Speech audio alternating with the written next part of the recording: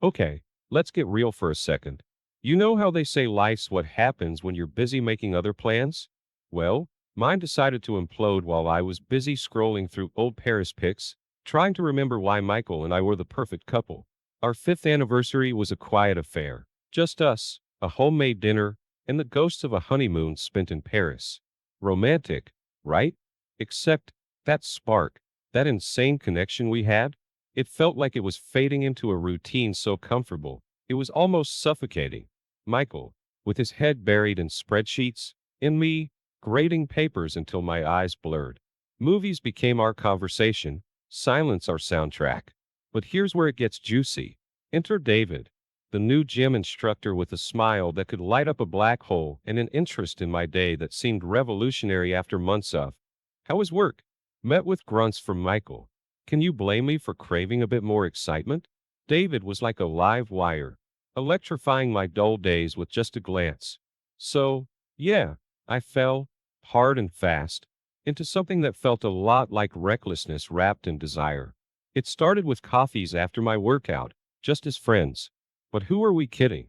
Each laugh, each shared secret, pulled me further away from my husband and deeper into David's orbit.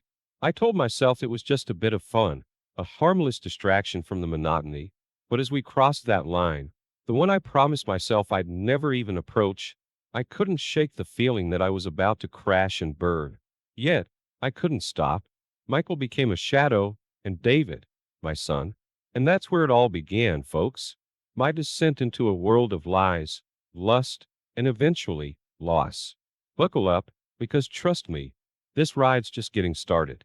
Picture this. It's another mundane Tuesday, or it was supposed to be until my world started spinning on its axis, and not in the fun, dizzy on a playground kind of way. There I was, sprawled on the couch, half watching some forgettable show, when Michael decides to play detective with my phone. And boom, just like that, he finds a text from David. Who's David? He asks, voice colder than our freezer. Oh, just a new friend from the gym. I reply, my heart racing like I've just run a marathon. Michael buys it. But the look in his eyes tells me this is far from over. And let me tell you, juggling a husband and a lover? It's like riding a roller coaster with no safety harness. Every stolen moment with David sends adrenaline pumping through my veins, but it's paired with a gnawing guilt that eats at me during the quiet nights. It's exhilarating and exhausting, and I can't seem to stop. But then, Michael's suspicions start to bubble up like a pot left too long on the stove. He questions my late gym sessions, the unexplained absences, the smell of cologne that definitely isn't his. And one evening, he finally explodes, confronting me with accusations I can't entirely dodge. I lie through my teeth, denying everything. But the trust between us cracks, spider webbing out into something ugly. The climax? Michael stumbles upon an email from David that I thought I'd deleted. It's like watching a car crash in slow motion. You want to look away, but you just can't. My heart sinks as he reads it, each word a nail in the coffin of our marriage. I deny it, again, desperation making my voice shake. But the damage is done. Michael packs a bag and leaves to stay with his brother, leaving me alone with my thoughts and a suffocating blanket of regret. That night, the house feels emptier than it ever has, and I'm left wondering how I let things get this far. The thrill of the affair has vanished, replaced by a deep, aching void. I'm conflicted, torn between the life I've built with Michael and the reckless abandon David represents.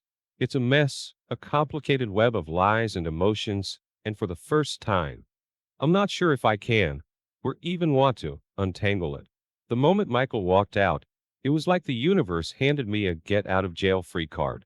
No more sneaking around, no more lies. Just me, David, and the thrill of the forbidden.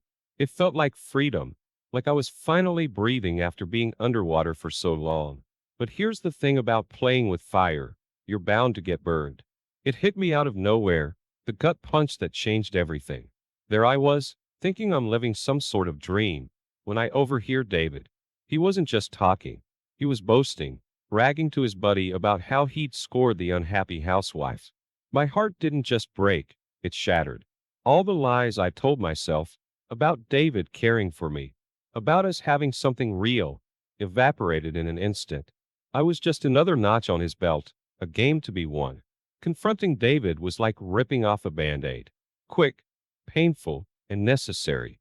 I ended it, right there, with a few choice words and a storm of tears waiting to be unleashed the moment I was alone. And boy, did they come. I was a mess, a mix of anger, betrayal, and the dawning realization of the colossal mistake I'd made.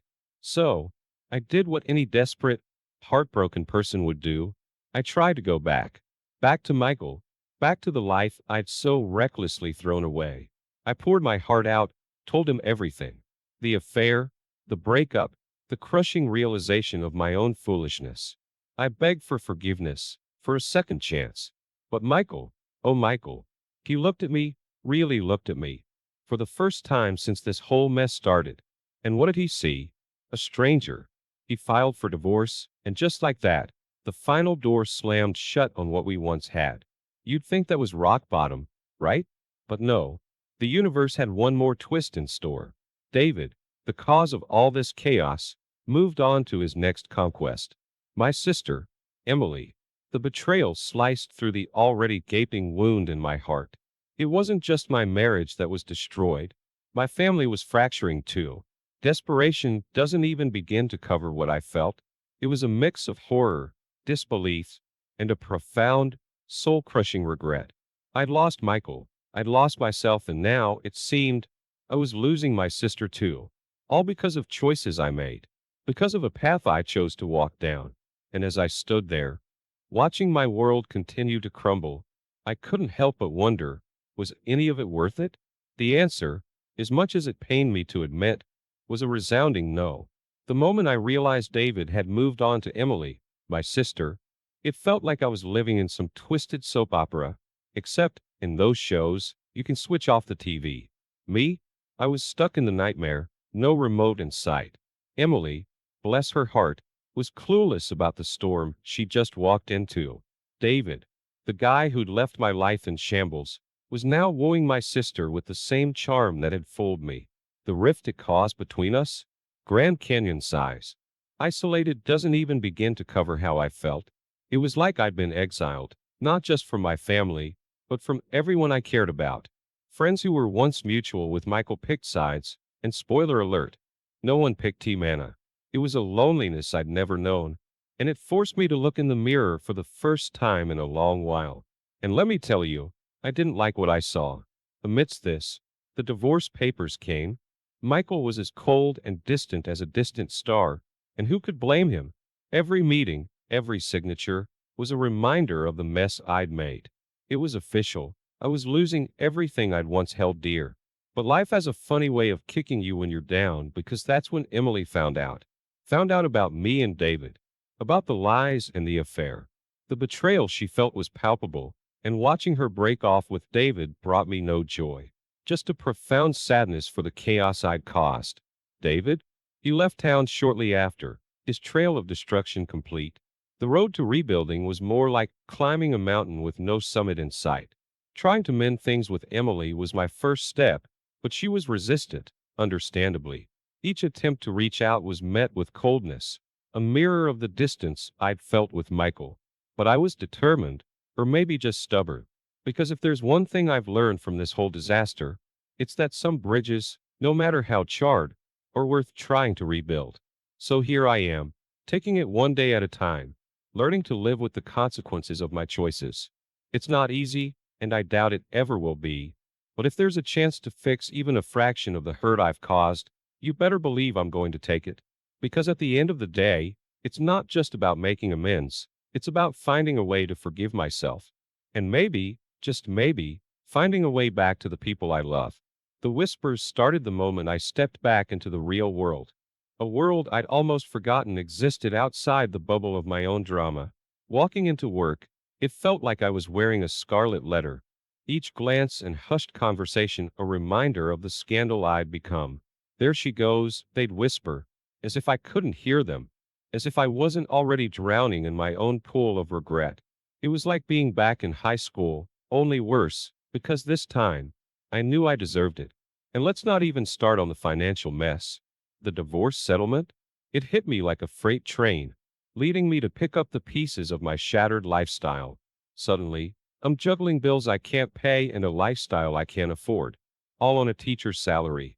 Nights out, designer clothes, those became relics of a past life, replaced by budget spreadsheets that never seemed to add up.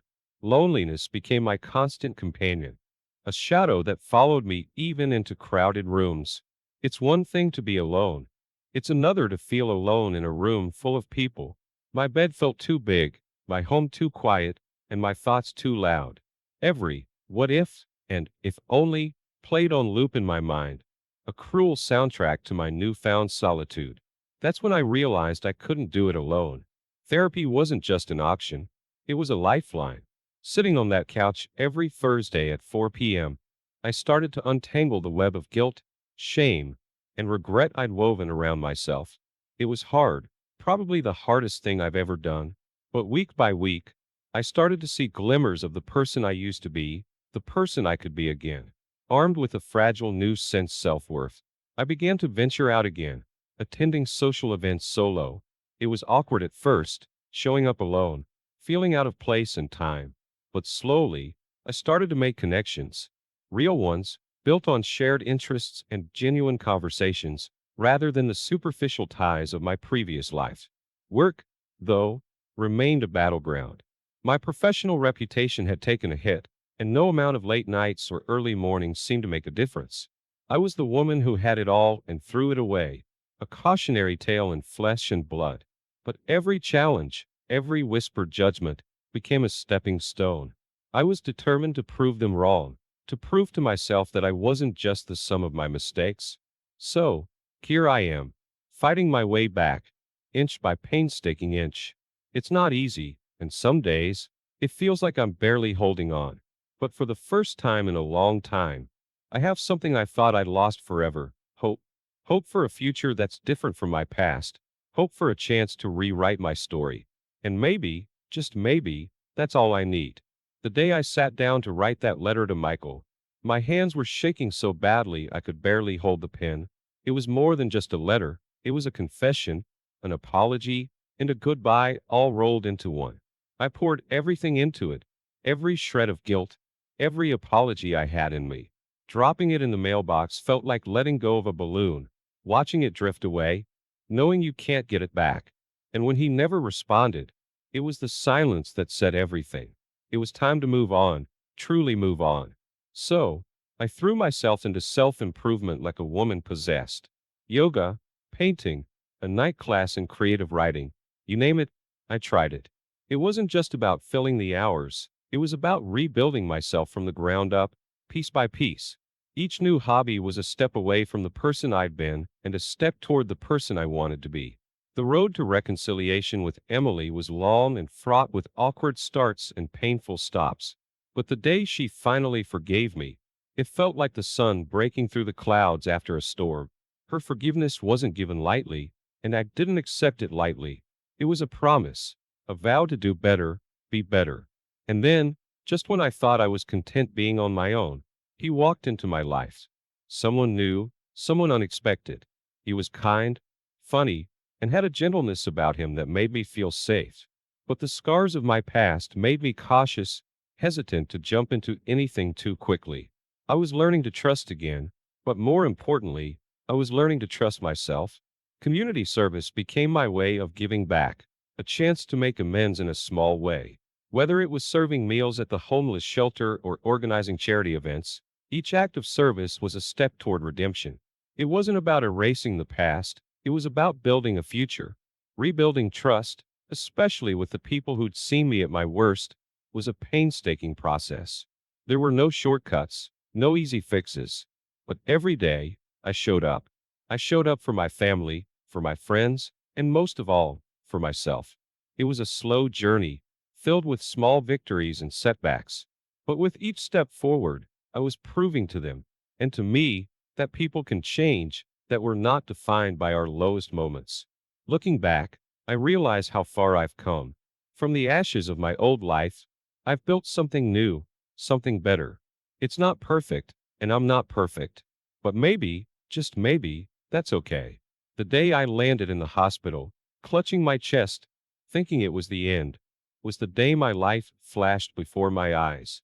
Not the highlight reel, but the bloopers, the mistakes, the heartaches, the time lost. Lying in that sterile bed, hooked up to a symphony of beeps and drips, the reality hit me like a freight train. The stress of my past, the wreckage I'd caused, it wasn't just emotional. It was physical, too. It was a wake-up call, loud and clear. Something had to change. The path to healing was slow, paved with doctor's visits and a newfound respect for my health. But it wasn't just my body that needed mending. My family ties were frayed, hanging by a thread. So, when we finally sat down for a family reunion, it was with cautious optimism. We tiptoed around the elephant in the room until we couldn't anymore. Acknowledging the past, we decided to look to the future. A future where we could be a family again, scars and all. But just as one part of my life seemed to be piecing back together, another was fraying. My new relationship, once a beacon of hope, was now clouded with doubts. My partner struggled with the shadows of my past, the whispers of mistrust. It was a different kind of heartache, one that made me question if I was doomed to repeat the same mistakes. Amidst the turmoil, a quiet realization blossomed within me: self-acceptance. It wasn't about erasing my past or ignoring my flaws. It was about acknowledging them, owning them, and recognizing that I was still worthy of love, happiness, and a second chance. This newfound acceptance became my armor, my strength. Financially, the road to recovery was littered with obstacles, but I tackled them head on. Budgeting, saving, even picking up extra shifts. Whatever it took to regain control. With each paid bill, each small financial victory, I felt a little more like the captain of my ship, steering away from the storm. Reconnecting with old friends was a gamble. I reached out, half expecting to be met with silence or disdain. But to my surprise, some doors opened. Conversations were had, coffees were shared, and slowly, the bridges I thought I'd burned started to show signs of repair. It wasn't universal forgiveness, but it was a start. Professionally, I hit a milestone. A project I'd poured my heart and soul into was recognized, celebrated even. It was a vindication, a public declaration that I was more than my personal failures. I was competent, capable, and deserving of respect. This journey of personal growth was often painful, a series of steps forward and inevitable slides back. But with each challenge, I found a resilience I didn't know I had. I wasn't the same person who had made those mistakes. I was someone new, someone better. The recognition I received for my community service was a bittersweet reminder of why I started in the first place: to make amends, to give back, to find redemption. It wasn't about the accolades. It was about the difference I was making, one small act at a time. As my new relationship weathered its storms, it emerged stronger, more resilient. My partner began to see the woman I'd become, not just the woman I'd been. We built a foundation of trust, understanding, and acceptance, proving that love could flourish even in the rockiest of soils. Looking forward, I'm filled with a cautious optimism. The past will always be a part of me, but it doesn't define me. I've learned, I've grown, and I've changed. The future is unwritten, a blank page